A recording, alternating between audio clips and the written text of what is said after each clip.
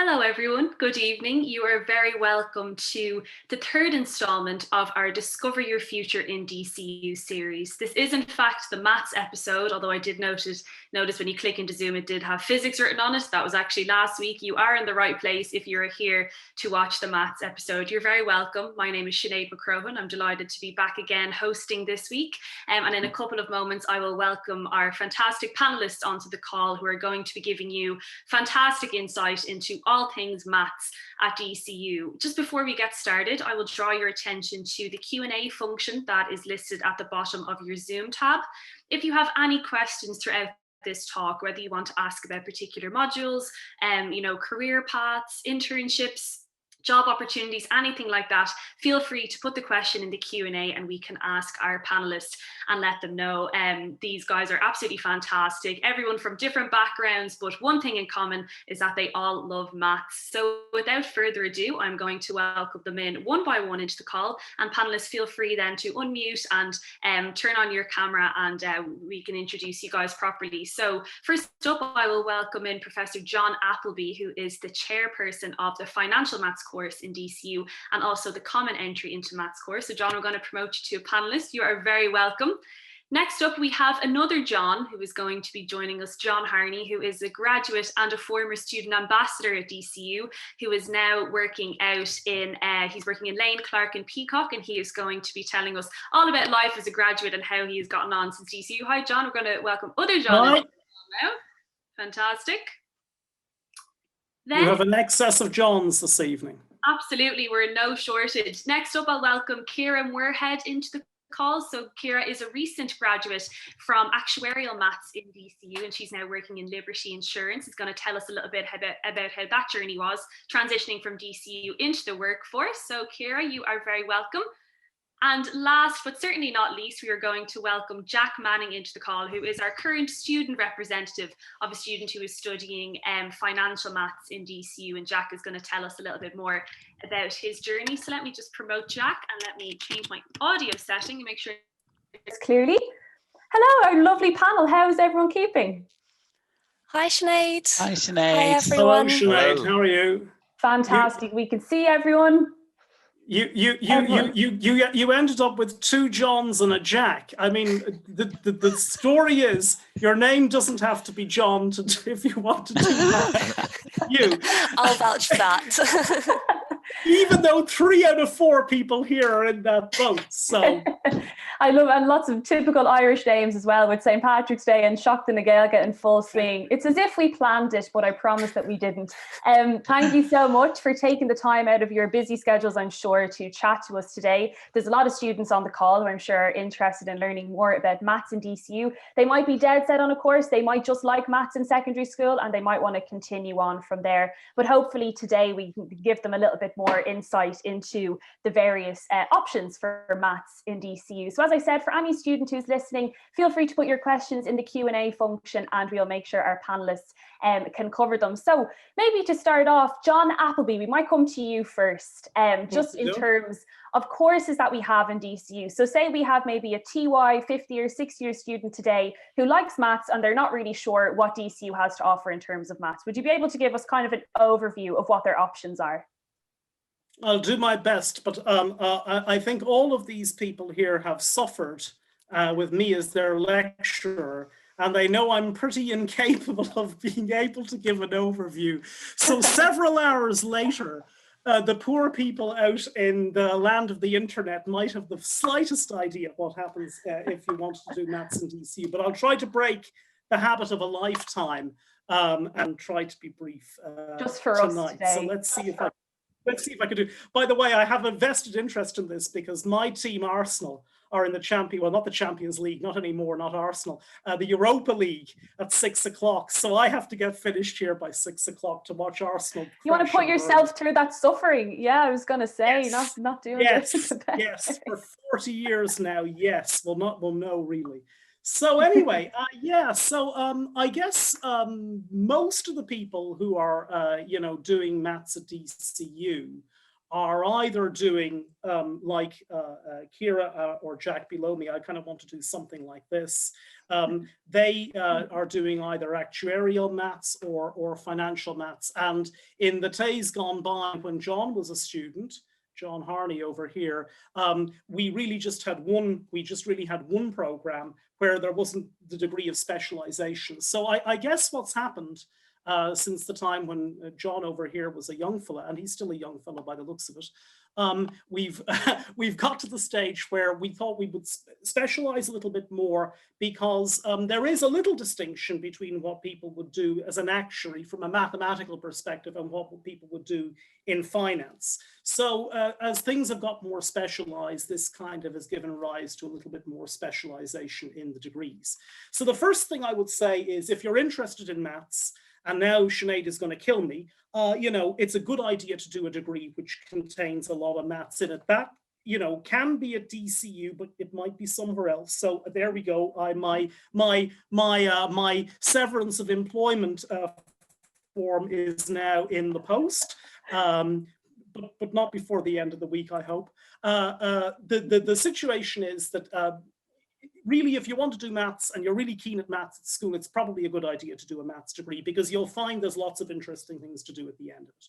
So in particular in DCU, I think we're pretty interested in applications of mathematics to what we could broadly call business, but probably we could refine that a little bit and say high finance. So that means a lot of different things to different people. But in practice, what it means is the mathematics which is to do with the insurance industry very broadly, that's actuarial maths, and the mathematics to do with financial markets, trading and investments and things like that, that's financial maths.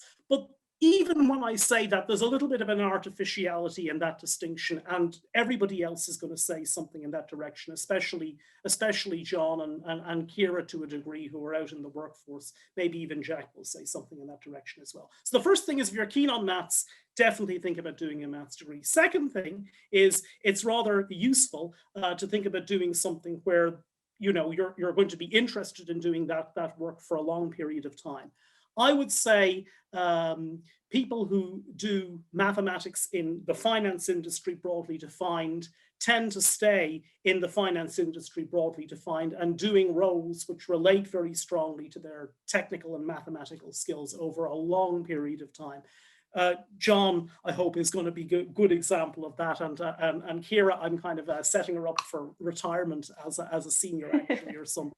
But that's true. I think the career satisfaction that people have who are, you know, mathematically inclined, do mathematical financial intersection degrees, and then go out into the workforce, they tend to stick at that, and then they tend to enjoy it. And there is some kind of data, which I don't know how much I believe these things, but people kind of do every so often surveys of career satisfaction among various groups of people. And always at the top of these lists tend to be, you know, either professors of mathematics. That's definitely true. Okay, I can tell it in my case, it's certainly true. And then actuaries come very high on this list too, and finance professionals with a mathematical background. So the career satisfaction, it seems, in these areas is very high. Now, why is that? I don't know. I guess people who are interested in maths are interested in solving problems and solving puzzles and disentangling how things work. That would be certainly me, and I think it would apply to the other three panelists just as much. And the finance industry provides an endless source of interesting technical mathematical problems to solve, which are of importance to society and importance for the companies for which people work. And indeed, if people want to start up and do their own thing, it's of importance to them too. So I think the combination of wanting to figure out how things work on the one hand, and having an area where there's a rich source of problems where that can all be sorted out on the other hand, is brilliant. And that's why people like doing it. So this is why I'm saying it's an interesting area for you if you're interested in that kind of thing. Now, what do we do at DCU? Well, we do a lot of the mathematics that you need to understand in order to kind of start to figure out how these problems would work in the real world.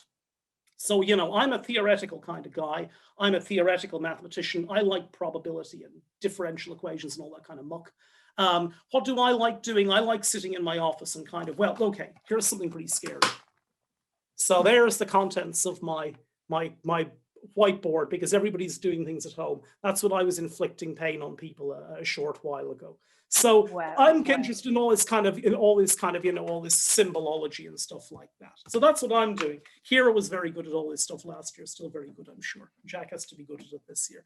So the story is that we're interested in the branches of mathematics which deal with uncertainty, because financial industries are uncertain. Everything is uncertain. And you might think, well, if everything's uncertain, mathematics is hopeless, right? Mathematics has no role to play because mathematics is about certainty, okay? This is one idea that you might have. It's absolutely not so. The big branch of mathematics that we probably study in DCU is probability. Okay, and all kinds of things to do with probability. Probability, statistics, things about random processes, big data, simulation science, and then if you're on the actuarial side, all things to do with life insurance or general insurance or mortality, all very nice things. And if you're on the financial side, things to do with trading and financial securities and things like that. But all of it starts off with probability and with statistics.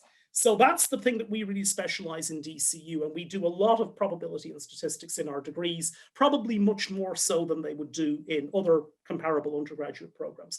Though that being said, the first couple of years in many mathematics programs, you do, relatively speaking, the same stuff, because you need to kind of do the same stuff at the outset. Now, the one thing I want to add before I kind of wear out my welcome is that there's kind of two routes in the door if you want to do mathematics at DCU in terms of financial or actuarial maths. So there's a direct entry into actuarial maths. And if you really kind of think you want to do something in life insurance and things like that, and other people are going to say things about that, one of the pleasures of working at home is that people knock on your door. I wonder who that is. It's probably my 4-year-old daughter. So I'm going to going to pretend I'm not here for a minute or two. And then she's going to come in, and I'm going to be like one of these people on the internet with a 4-year-old daughter in the background. Anyway, yeah, there's always people like that. So what happens is two ways in the door. Actuarial maths, if you really think you want to do actuary from the get-go, you can go in that way. We have a common entry into financial and actuarial maths, and you can go in this way if you want to kind of figure out what it is you're going to do. That's that way. But you can switch between the programs. After 2 years, everybody does the same stuff for the first 2 years. And after 2 years, if you kind of feel you want to go the finance way, you go the finance way. And I'm going towards Jack. And if you want to go the actuarial way, you go the actuarial way. And I'm pointing towards Kira. So I would say 3 simple things. 1, you like doing maths. This is an interesting area to consider. There's lots of interesting problems, lots of interesting puzzles, and a very interesting career at the end of it. 2, there's lots of ways you can start off. You can start off, you know, do I want to do this branch of mathematics? Do I want to do this branch of mathematics? And you can learn and see what appeals to you the most. And I would say at the end, there's a very interesting career, very exciting career in insurance, in high finance, or in other things too, because I can tell you, except for me, when I'm sent my severance of employment for promoting other courses, there's seldom such a thing as an unemployed mathematician. Mathematician skills are widely prized in society and by employers because we're the smart people who fix things. Absolutely, and we need people to be fixing those things. People gotta fix stuff. So that's probably a general thing that I can say. I know that might be a bit content free, but maybe it gives people a little bit to whet the appetite for the professionals who will follow me. And now I'm going to get my 4-year-old daughter. Absolutely, work away, John. That's no problem at all. We might throw the mic over to Jack for a second. Jack Manning, who is a current student in DCU. Jack, interested to know, say when you were in 6th year, did you know that you wanted to go, you know, directly into financial maths? Did you go through the common entry route? How did you kind of make up your mind in terms of picking a course for college?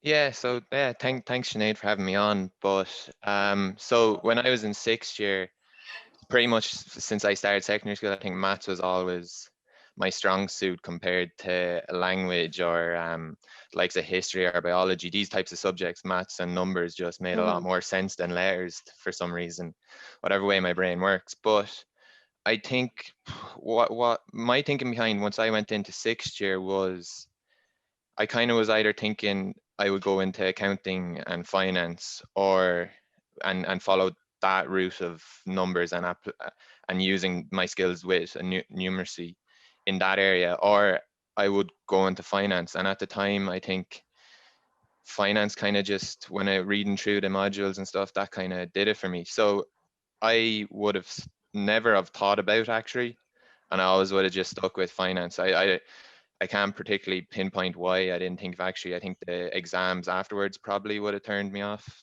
that area of study. But so I picked common entry into financial and actuarial maths, and from there I got into through first second year, as John said, we would have studied the exact same as actuary. We would have first 2 years you're pretty much learning the why of maths, or the behind the scenes stuff. So like I say in Leaving Cert, I would have learned like you do a bit of differentiation and you get the max of a curve. I never would have questioned why. I always would have just taken that for granted. If the question asked me to find the max, I would have got the derivative, reduced the power. And then I suppose for the first 2 years, we started getting that basis. We started understanding more about why maths is this way, why you do this. And it was a shock. It's I don't know if John would agree with me, or Kier or the other John would agree, but it's almost like a new subject, especially from going from Leaving Cert maths to college maths. It is, and I was told that before I started, and it was a shock. But then again, I've enjoyed it. I've loved all my lectures with John. And I think, as John did say, as a mathematician, there is so much opportunity that you get there, especially at the way the world is going today. I think I'll think about this, talk about this in a second, but I plan on deviating away from finance. And because of the grounding I've gotten from this, even though I've been studying financial maths, the grounding I've gotten in probability and statistics, I can. It'll be invaluable, those skills, when I go to, and I'm looking to apply it more in a data science world than in an actual financial. And that's something that's a major plus of this course, is that while you do get of course you'll have the finance, but you come out with so many other skills that you can apply in today's data driven world. So that's what I have to say at the moment. Absolutely, but I think you're dead right. Like, there's a student that could be listening today that's saying in fifth year, and they think, yeah, absolutely, I'm going to go on, I'm going to become an actuary, and they could get to second, third, fourth year in the course and go, actually, this stuff is okay, but I prefer to do something else. And I think DCU is all about those transferable skills, that, and especially with maths, so probably over any other subject. I mean, where do you not use maths? Like, it comes in everywhere. And that's great to hear your kind of journey with that, Jack. We did have a question come in. I think you almost answered it, Jack, when you started, because someone asked, how would accounting and financial maths differ? Is there a big difference in the types of jobs for each? Is that something you consider, Jack, when you were taking a look, or was it more module based? You took a look at the modules. Well, I actually see why I was considering accounting was because I would have worked throughout secondary school, and even in college, even in first and second year in college or in summer, I would have worked as an accountant. It's a completely different. The only similarities is you look at numbers every day. Like, it's I can't, they're not similar things at all. I just hop in and say one thing. I mean, what I typically find, because I've been, a course coordinator for common entry or financial maths or actuarial maths for ages and ages.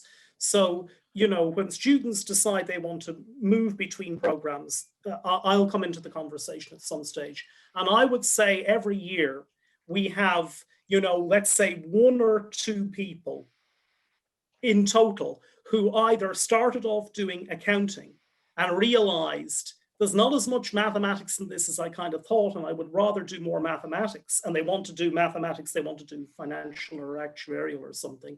And by the same token, you find occasionally people who are doing maths, actuarial maths, financial maths in year one, and they say, gee, there's a lot of maths here, you know, and they're interested more in the business end of things and in the accounting end of things, and they maybe think that, you know, maybe the accounting would be more suitable for me. So it's hard to gauge what's right for an individual person. I mean, the person who's probably more geared towards the business end of things, but is good at maths, maybe the accounting is a bit more their bag, whereas the person who's kind of keener on maths and likes the idea of applying it, maybe the maths is a bit more their bag.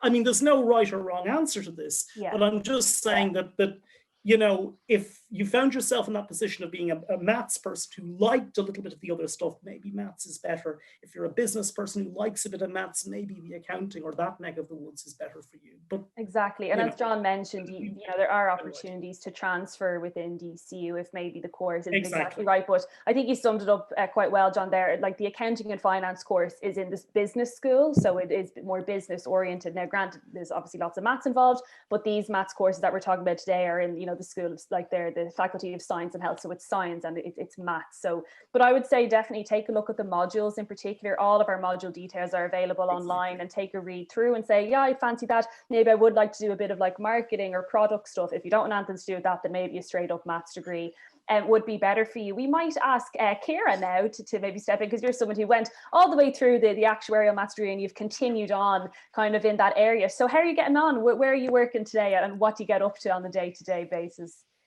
Yes, so I graduated this summer, so I've literally only started, I think I passed my 6-month probation there last month.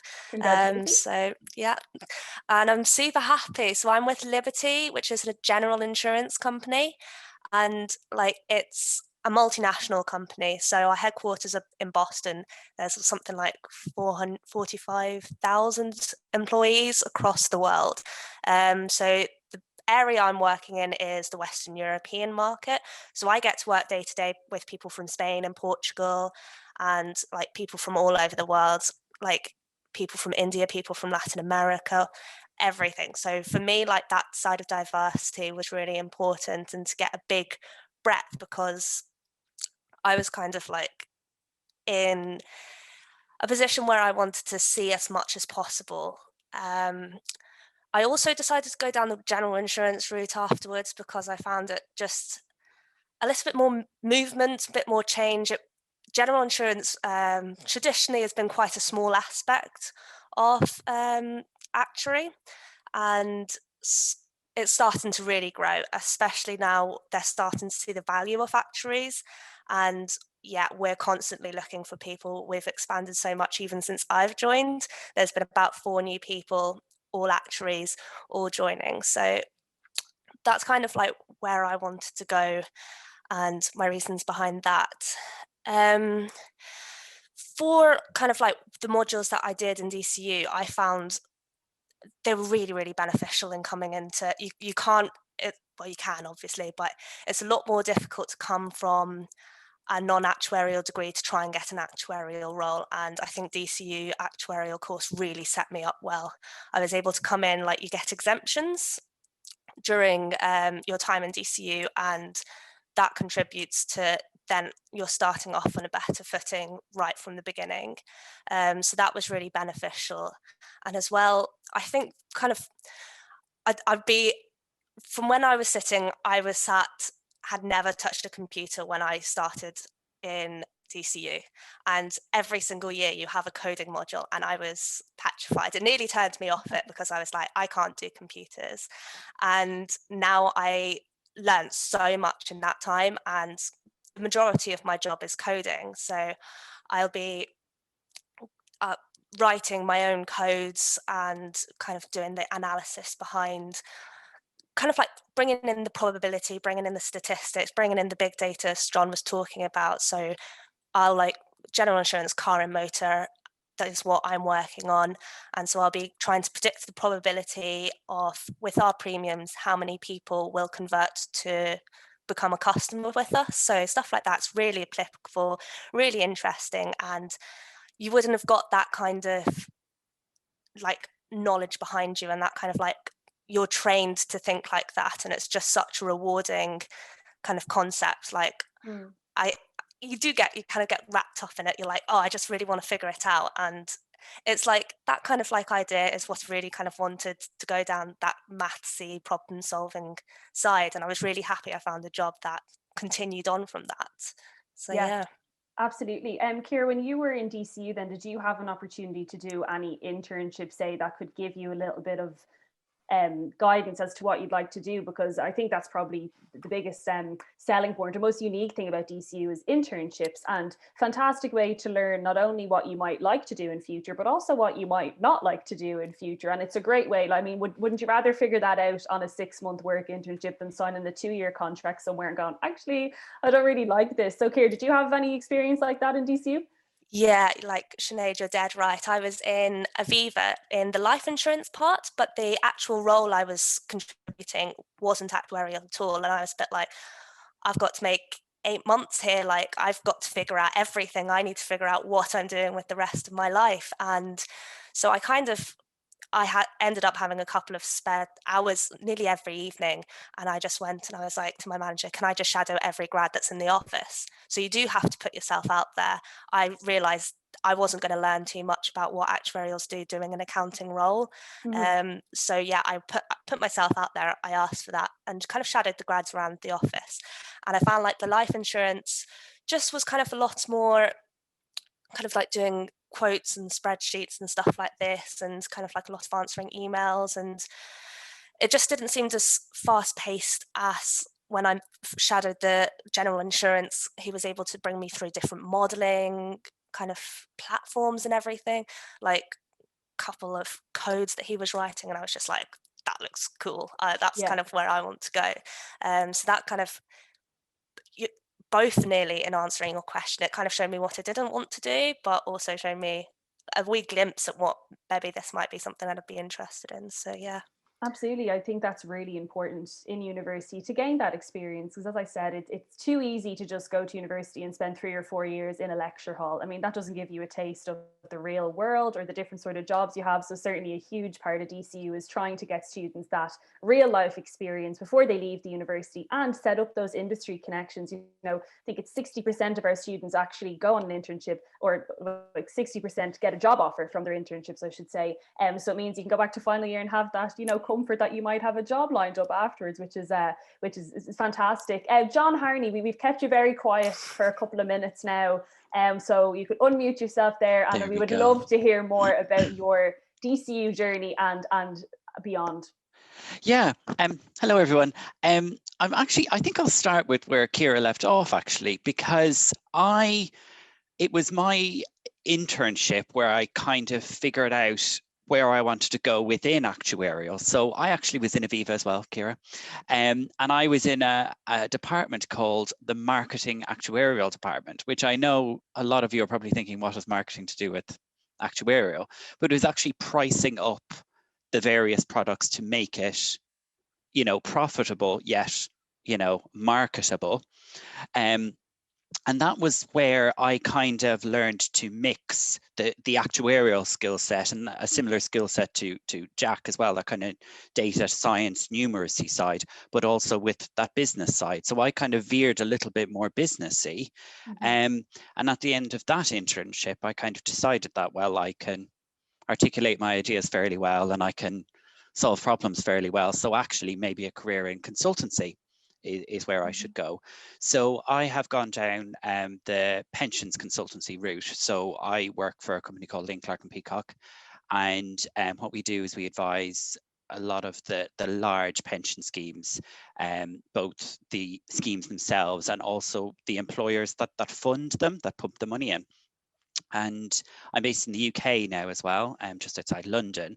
And just the opportunities that I've had are just phenomenal, because once you have an actuarial skill set, you're just so employable and you just have so many options. You can go down a more technical route like what Ciara has done, or you can go a little bit more businessy oriented, not quite to the accounting and finance end of the spectrum, but you can become a little bit more business minded.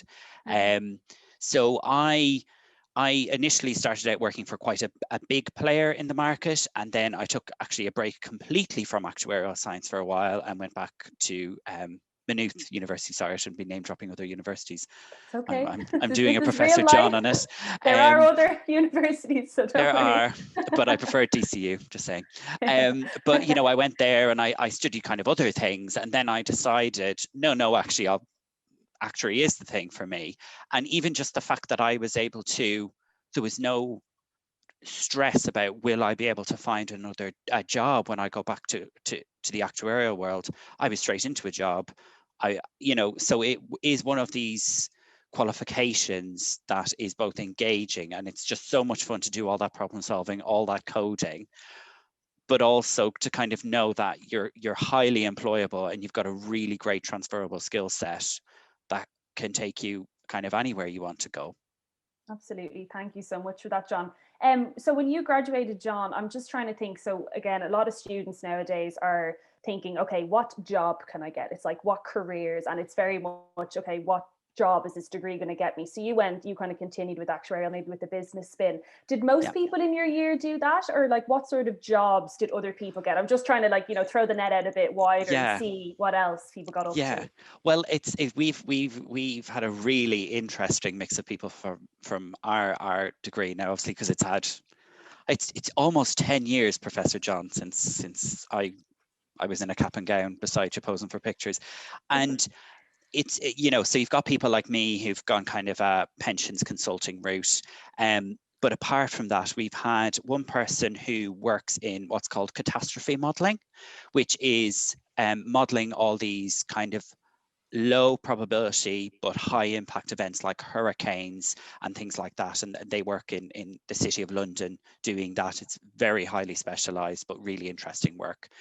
You've got people who work in investment management as well. So one of my good friends, he works for an investment management company where in the old days, before when we could travel, he would be going to Paris because they would be setting up a French property fund, and he would be appraising that and seeing where the value was there. Wow. You've got people who've gone into general insurance, which is, you know, one of the core things. Somebody else then decided after their internship that actuarial wasn't for them, and they've gone into accountancy, actually. So again, you're not closing off any doors. And he did that. And then you've got other people who have taken a different route, and what they do, instead of kind of having signed a contract, you were saying earlier, Sinead, about, you know, signing your contract, they actually do kind of almost temping work as actuaries, where you're actually paid per day of working, which actually is just a really flexible, interesting way of working, in that you can be moved around and do loads of different types of projects, and kind of, you know, you're parachuted in, and there's a project that's due in 3 weeks, and you have to, you know, mold with the team, get to grips with the problem and solve it in a matter of weeks. And you're paid for that. But you also have the flexibility of, you could work for 3 months and then take 2 months off if you want. So you've got all these people going down all these different routes, and it really has set us up for interesting and, you know, profitable lives, I suppose, is the way you put it. Flexible and spontaneous. It sounds like, you know, a lot of the work. So a question has come in, maybe Ciara or John Harney might hop in, but anyone feel free. Someone has asked, what are the working hours like as an actuary? Ciara, do you want to go first, and then I can pipe in? I can go first. So my office has flexi time, but it's kind of on your own terms. So you kind of, if you decide to work the extra half an hour during the week, you can take Friday off a little bit early. I kind of also get study leave because I'm studying for the professional exams as well. So it does sound great, and like my contract's really, really generous, and a lot's kind of offered there, but it still means that I'll be finishing my day maybe 5:30, 6, and then having to start studying again. And that's kind of just, if you want to go down the professional actuary route, it's just the fact that you get through it. It's 3 years, and it's going to be a bit grim, but it'll be worth it in the end. And there are like the salary increases as you go through, and like there was never a doubt for me that this is what I wanted to do. It's just been a bit of a struggle, but it is like once you're kind of through that, it's back to the kind of 9 to 5:30, 6, like depending on which route you go down. I know reporting and specifically product based, you can start getting like long hours if you're like getting tight for schedules, but generally like you get overtime or you get like the extra break, you build it up. As I said, the flexi time for myself. So yeah, it's, I would say pretty positive overall. Thanks, Kira. Yeah, and I would agree as well. And I think in my area, because the way it works is that time is literally money for us, and that my time is charged out at an hourly rate to our clients. But equally, it's very flexible in that, you know, I can start early, finish early if I need to, or you know, it's within my gift as well that if I'm driven, ambitious, you know, working slightly longer hours can help you progress that little bit faster. But it is in your gift to kind of make your own future.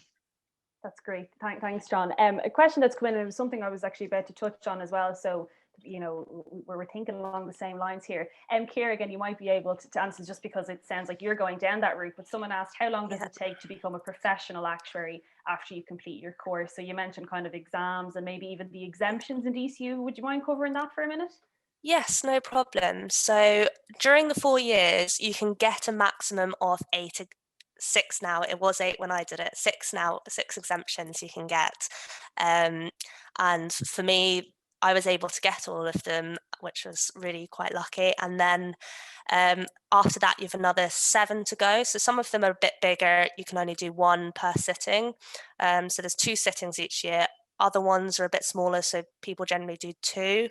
Unfortunately, the pass rate's not very high. It kind of averages around 40%. So it does kind of mean like it's very common to be repeating. And I think the average is somewhere between like, I think you can get it done in like 2.5 years, but it's generally like 3 or 4 years on average. Yeah.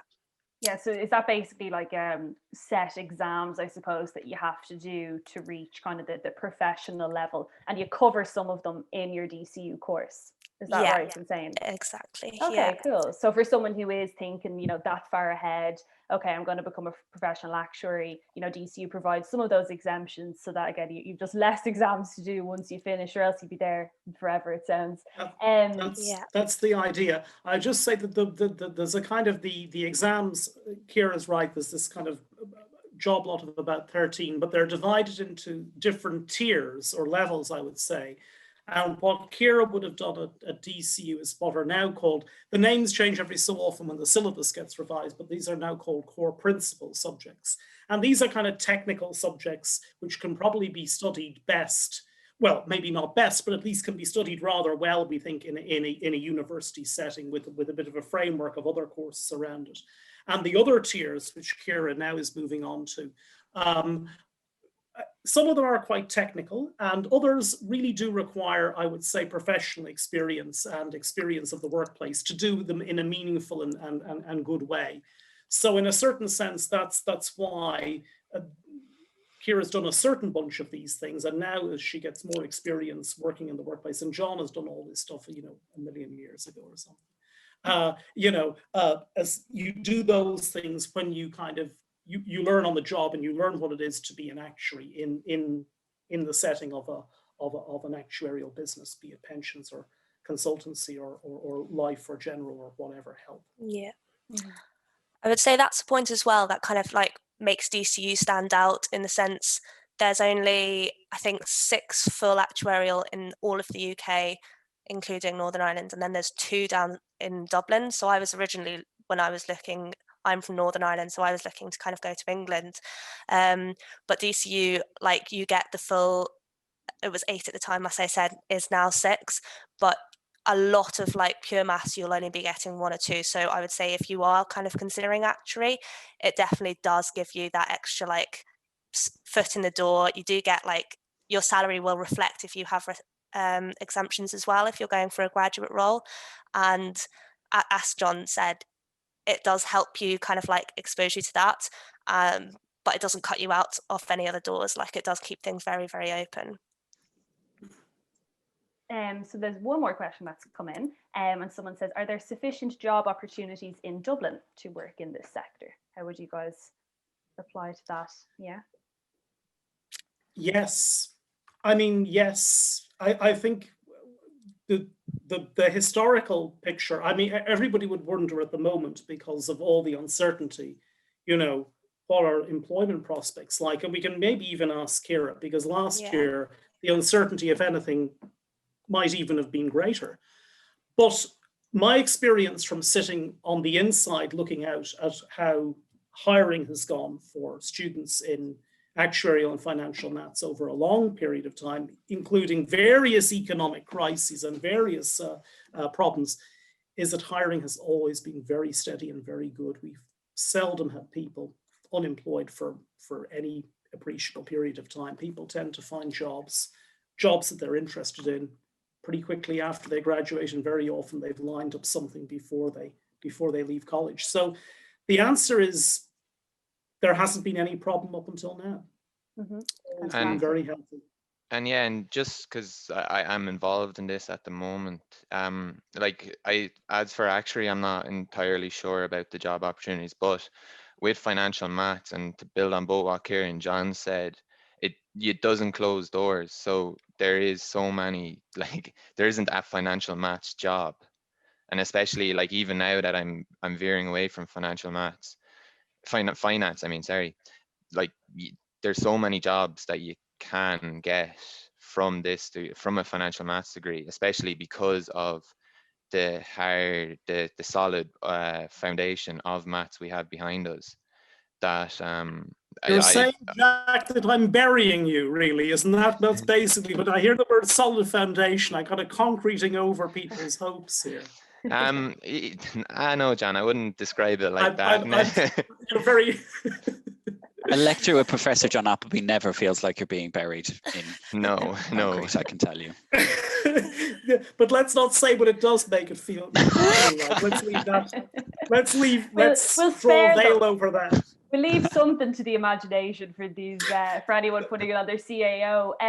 Two questions that have come in, and again, this does not have to be anyone's particular information, but if anyone had an idea in the realm of what a salary would be like for someone who has graduated with an actuarial maths degree. Again, we're not asking for specifics. Anyone have an idea in and around ballpark figure what you might be looking at? I read it was the IFOA did a survey for graduate actuaries, and I think it came somewhere between 33,000 to 42,000. So kind of is a bit of a large figure, but as I say, it does kind of depend on exemptions, what kind of routes you go down. I think general insurance tends to be slightly higher, but that's kind of changing, and it does change as well, as I say. And yeah, there's new aspects kind of as well. Like I had a friend going into a brand new company that was literally just starting up, and it wasn't a traditional actuary role. So there's all of these new roles that are coming out that's kind of like maybe verge more on data science, computer analytics and stuff. So it would kind of like be in that ballpark, yeah. Thank you, Kira. That's great to know. And one more question, maybe John Harney, you maybe have experience in this a little bit. Someone asked, is it easy to switch jobs, kind of between areas of finance? I don't know if you've kind of been able to do that throughout your career.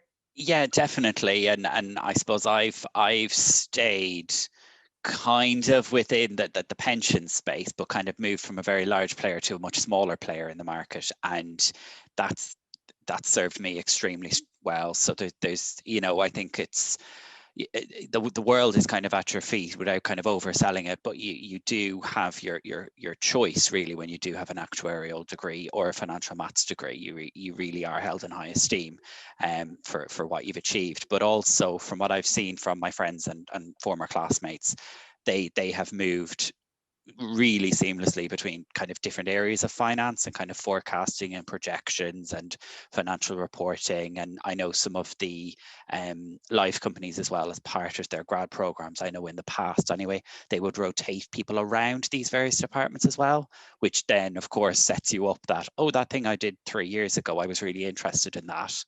I can move and do that somewhere else or something slightly different on that. So yes, I suppose is the simple answer. That took me about 3 minutes to say yes.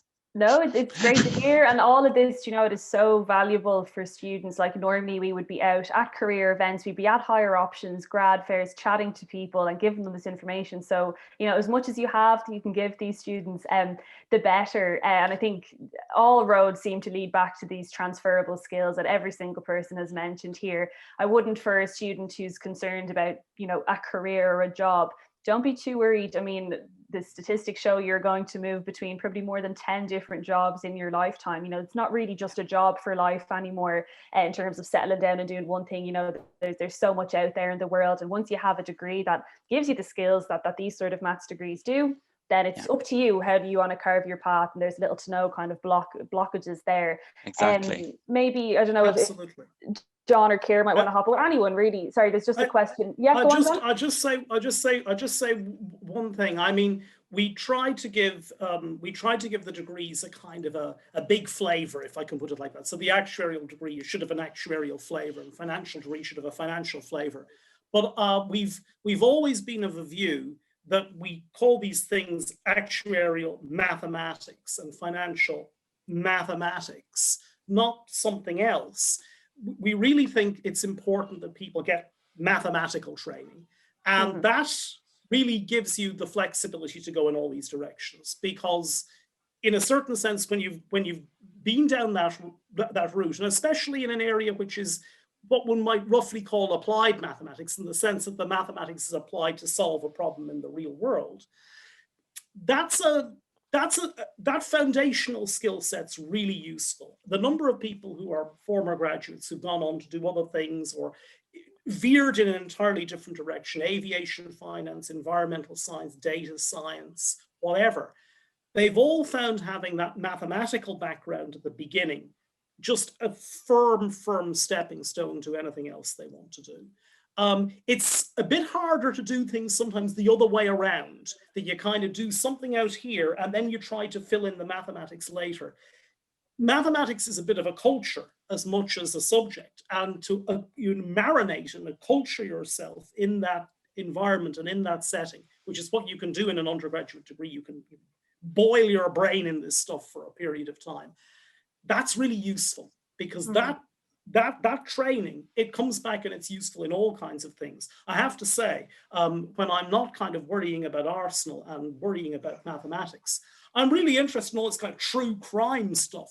And I'm always trying to puzzle out, how does this work? How does that work? When you do mathematics, you're just looking at everything as a puzzle. And it's a framework that you apply to solving all kinds of problems in your real world, your real life, or even in your entertainment time. Give me a crossword puzzle, that's what I say. Keep you occupied. That's fantastic. We did just have a question come in, and it might have cropped up from Kira mentioning that you actually have a module or two in coding. Someone just asked, what's that like in the course? Yeah, well, for me, as I said, I could barely turn on a computer when I joined DCU, useless. And it does, so you do full year in first year, and it really just gives you that fundamental of like understanding. For the first weeks, I was completely like, what's going on, like freaking out about it, but it does bring you in step by step. And the kind of coding you're doing, it's all kind of like the logic you're learning in your other subjects. It's this idea of, it's mathematical coding. You're trying to figure out sequences, analyzing data, all of this. And that's all kind of built up through the 3 years until final year. It was an optional module. And it was actually, this was the first year it's been done. And that was deep learning. So that's kind of looking at artificial intelligence and kind of machine learning and stuff like that. So that's the way the world's going. Like in Liberty, there's already talks around using machine learning to pick rating factors on how we're going to price a premium. It's all very relevant. It's all very new. This is how insurance companies are going to be getting the edge and trying to improve their products for the good of the people that they're trying to sell to. So yeah, for me, I love that side of it. I kind of it was MATLAB to begin with in the first, which is a rather basic language, and then it moved on to R. I know recently they've changed the syllabus to include Python, and I would say that's great because I'm using Python a lot more, so I had to kind of like relearn the ins and outs of the language. But as you say, that kind of like problem solving, coding, those basics are always there. It was very quick to pick up. It's, as you say, another applicable skill that you can take anywhere. You can bring it to anything like investment banking, all of that. So very, very interesting. And yeah, if you get to fourth year, deep learning, I would say. So I was going to say, Jack, are you doing deep learning at the moment? Yeah, currently I am doing deep learning, which and even last semester I would have done a module on simulation for finance, which was all based on mapping uncertainty of different stock options and pricing stocks through or and being able. So the coding, it's not a coding intensive course, but we definitely do come out with at least we do come out with the skills of coding. Like we know how to code after it. We're not fished and we're not unbelievable at it or anything, but we do come out with the ability to learn more. And if that is the area you want to go into, it's you'll have no problem progressing your coding skills after it. We get good fundamentals. Absolutely, and that's why I always recommend, take a look at the modules if there is a course you're interested in, because you could be pleasantly surprised that there is a coding module or anything like that. And just as we finish up, lads, the time is absolutely flying by and we just have a couple of minutes left. There's someone in the questions there who's thinking along the same lines, because I always like to end every kind of webinar with the more kind of, say, social side of DCU, because obviously, the course is very important. You're going to spend a lot of time. Has anyone here had much involvement, say, with clubs and societies, or just your student experience in general? How have you found it at DCU? So for me, I'm do a lot of athletics. So even within DCU, I'd be in the athletics house. So I live with all athletes. The balance between the course, it's good. I'd rate it quite highly. Like it's never been an issue with. I've had to give up a bit of my athletics for my college work. I could easily manage it, and it's not a case that you don't have a social life. Like you do have a social life. That's an important part of college as well. So overall, I'd say there's no issue there. I've loved my time here, and I think the balance has been quite good overall. I hope Kira and John have had the same experience as me.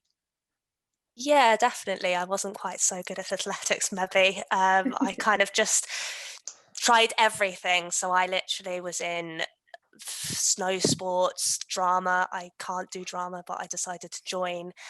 I just tried everything, and I had that ability to do so. Yes, you do have more exams for most courses, so you can't maybe get as involved as you want, but I was never held back. You do have to knuckle down towards the end, and in my fourth year, definitely I did take a step back from the society aspect, but I would say DCU as a university, kind of compared to maybe UCD or something like that, or maybe Queen's as well, it's a small campus. You get to know people, you're walking around, you're always seeing people.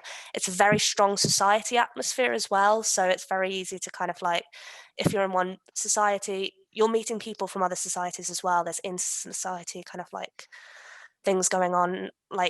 It's a very kind of engaging campus social life, I would say. So yeah, definitely. And the course doesn't detract from that. You're still able to get involved. It is personal preference, so some people will decide they don't want to do that and kind of maybe focus more, but there is definitely the opportunity to balance there. Yeah, I would really echo that as well. And I suppose as someone 10 years, it just feels awful saying that, 10 years out from graduating, I do look back at the time and I think there, like what Kira's saying, there's a balance to be struck, but I got involved with the Music Society, and I got to play on stage in the Helix in DCU with Sharon Shannon. I got to amazing opportunities like that through the clubs and societies. So actually it's kind of this step up from kind of activities that you might be doing kind of in your hometown or in your school. It kind of ramps up a gear and you make friends, and there's people that I made friends with in DCU through clubs and societies and through my course and through kind of related courses that I'm still in contact with now. So I've emigrated. Some of them are on the other side of the world. There's a global pandemic and we're still thick as thieves. And I think that just goes to show how strong the atmosphere is and kind of what makes, I think, DCU so special, really. Yeah, very strong sense of community within the university. And every time I ask this question with any webinar or anything like this that we do, it's always about the vibe around. And the vibe, you know, that's a very topical word at the minute, but it is true. Like there is just you know, it's not tangible, but there's just something there around that, you know, as I said, it's not too big, it's not too small. I think campus is perfect size. And dead right about balance. You know, it's at the end of the day, you're going to graduate with your degree. And I think most people, when I ask their favorite memory, 99% of the time, it's not the time that they spent studying in the library or doing exams or getting well. It's actually, oh, this time that I played on stage in the Helix, or I got to go on a snowboarding trip. And I think that's, you know, something to definitely take advantage of if you come to university. And as Ciara mentioned, like a very strong sense of getting involved in clubs and societies for DCU. Just as we finish up, and for anyone who wants to pop in a last minute question, I'll just leave it open for another minute. Anyone have a tip for, say, a 5th or 6th year at the minute who is going to consider maths and DCU for maybe first or second choice on their CAO? Any advice, or maybe when you were doing the same thing, anything you'd like to share? Actually, a tip I would recommend is don't view the course as just doing well in exams. Look at passionately learning it, because it develops throughout the course, and you don't want to just do well in exams. You actually want to learn maths, and you'll see that as it goes on, especially now in final year. There's things in first year that if I had just rather learnt more so than learned to do well in an exam, it would stand a lot better to me. Mm-hmm. It all connects up. I mean, that's the great thing about maths, you know, that something that you learn over here very often is a connection to something over here, and there's nothing which you can say, oh, that's a piece of pure mathematics, not very interesting, not very important. Watch out. That's maybe the key ingredient to solving a very practical and important problem. So it's useful to kind of get engaged and interested in all this stuff. So, you know, the puzzler and the person who's interested in solving things, you'll probably find something interesting for yourself doing maths at university. Fantastic. If you don't mind, I'm just going to interrupt for 1 second, because we do have a last minute question come in, and I am conscious of time. And John Appleby, this might be one for you, kind of in the position you're in. Some said, is there any kind of backdoor or alternative entry into the course if I don't do as well as I hope to in the leaving cert? Backdoors. Gosh, I feel like backdoor, that sounds like something for a computer science course. You've got to kind of find your way around the firewall. Well, let me put it like this. I think that so the first thing is, I mentioned before, there are some people who think maybe they want to do a course in some other department of the university, which is obviously pretty closely related to maths, because those people were interested in maths. And it could be, or it might be, or it might not be, that the points for that course might be lower than the points for the maths degrees. That can happen. So then the question is, you get into the university and you think, oh, maybe I would like to do something more mathematical. It's possible to transfer. It very often is the case that if you did something which is a little bit away from maths, you probably have to go back to year 1, because you have to learn all the basic stuff that the people in maths are learning. That's natural enough. But I would say, if you are really keen on doing this, you should come and talk to the people who are in charge of year 1 and 2 of the program. That would be me, for example, if you were thinking of going into common entry, or one of my colleagues, Ryan, who's in charge of year 1 and 2 on the actuarial side.